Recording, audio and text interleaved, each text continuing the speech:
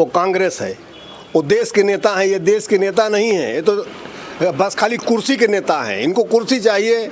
इन्होंने क्या नहीं किया बताइए। गोधरा कांड इनका कराया हुआ, पुलवामा कांड इनका कराया हुआ।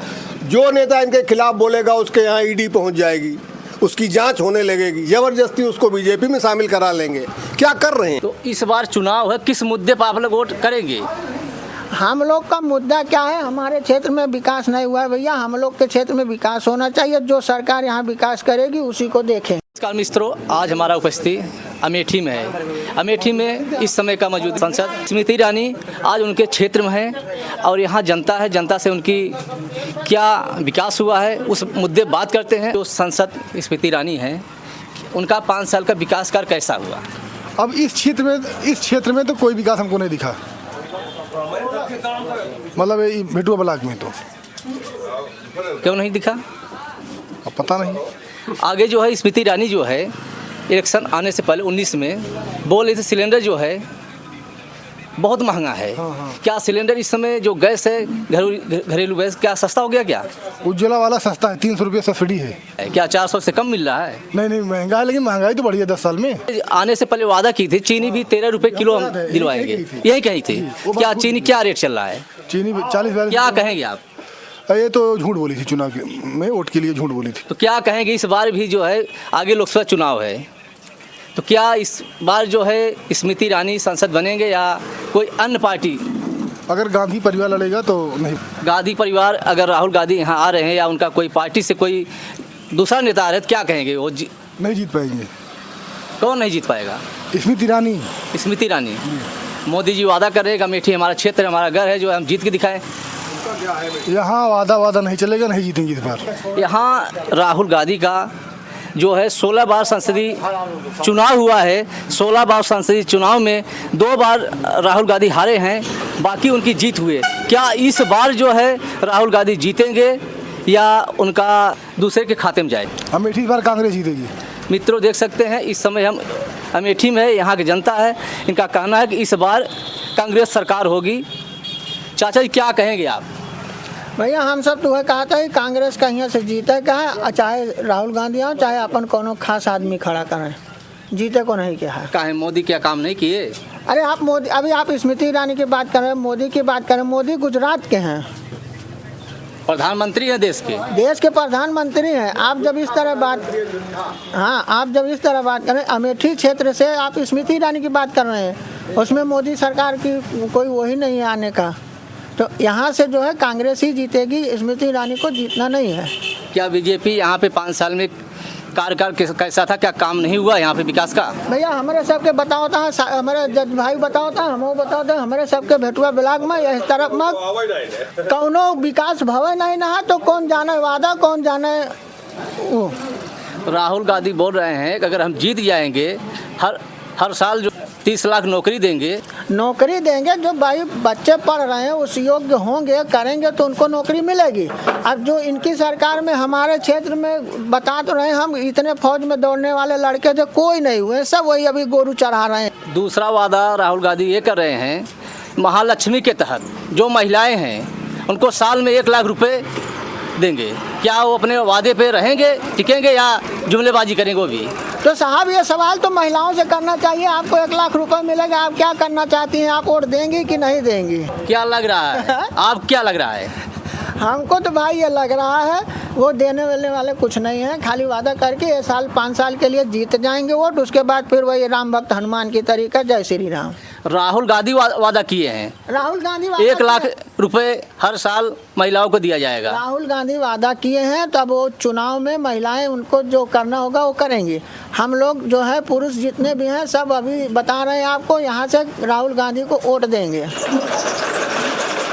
और मोदी जो है दावा कर रहे हैं सबका साथ सबका विकास, राम मंदिर बनवा दिए, क्या विकास नहीं हुआ? विकास हुआ। देखिए ये सब क्या है, ये विदेशों के लिए सही है, ठीक है, ये एक कमाने का जरिया है। ये तो अपने इंडिया में है, अयोध्या में है, विदेश थोड़ी है। नहीं सुनिए, जैसे अभी हमारे यहाँ गुजरात में पावागढ़ है, पहले सब लोग जाते थे, सब कुछ करते थे, अब वहाँ केवल तुम दूर से दर्शन कर लो, वहाँ 4-6 किलोमीटर दूर कोई मतलब नहीं होता है। ठीक है, ये सब क्या है कि एक मुद्दा बना हुआ है कि बना दिए ठीक है, बन गया है, कोई उससे दिक्कत नहीं है।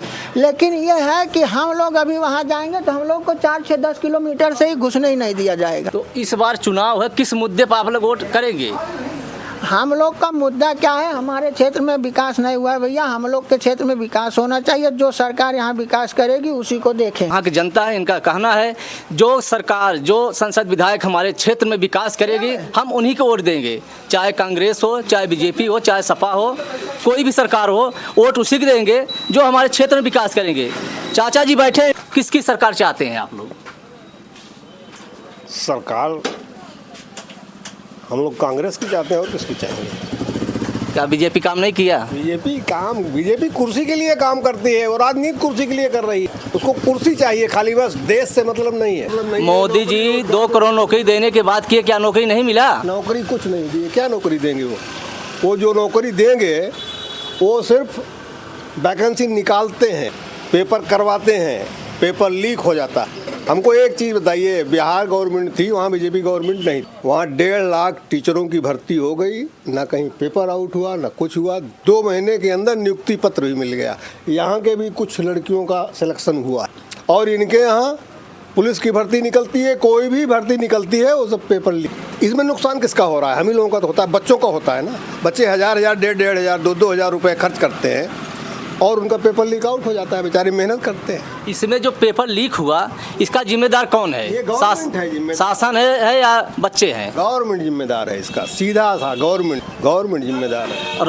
राहुल गांधी जो है उनका दावा है अगर हम जीतेंगे 30 लाख नौकरी हर साल देंगे। तो सब दे देंगे, 30 लाख नौकरी भी देंगे, रोजगार भी देंगे, सबको देंगे। दूसरा वादा उनका ये है महालक्ष्मी के तहत महिलाओं को 1 लाख रुपए हर साल मिलेगा। वो जो कह रहे हैं वो करेंगे। वो कांग्रेस है, वो देश के नेता हैं, ये देश के नेता नहीं हैं, ये तो बस खाली कुर्सी के नेता हैं। इनको कुर्सी चाहिए।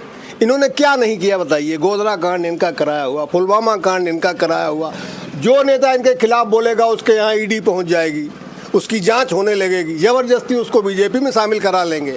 क्या कर रहे हैं? ये पूरे देश में यही तो कर रहे हैं। नेता के ऊपर FIR हुआ है, अगर बीजेपी में जा रहा है क्या उसका FIR खत्म, FIR खत्म, सारे चार्ज उसके खत्म, उसको क्लीन चिट मिल जाती है। क्लीन चिट दिया नहीं अभी। किसको दिया गया? 1-2 उदाहरण बताइए। महाराष्ट्र में अजीत पवार को क्लीन चिट दे दी गई, वो बीजेपी ज्वाइन कर ली। जो भी गुंडा है अगर बीजेपी में चला जाएगा तो क्या? हाँ, वो गुंडई करेगा, गुंडाई करेगा।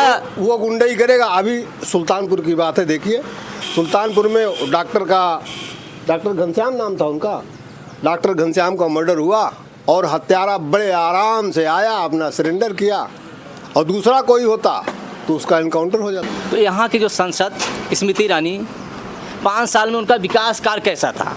क्या आपके क्षेत्र में कभी आए? यहाँ कभी नहीं आई, यहाँ चुनाव में भी नहीं आई थी, चुनाव प्रचार करने भी नहीं आई थी। जब चुनाव प्रचार करने तो आप लोग वोटिया कैसे दिए जब आप देखे नहीं?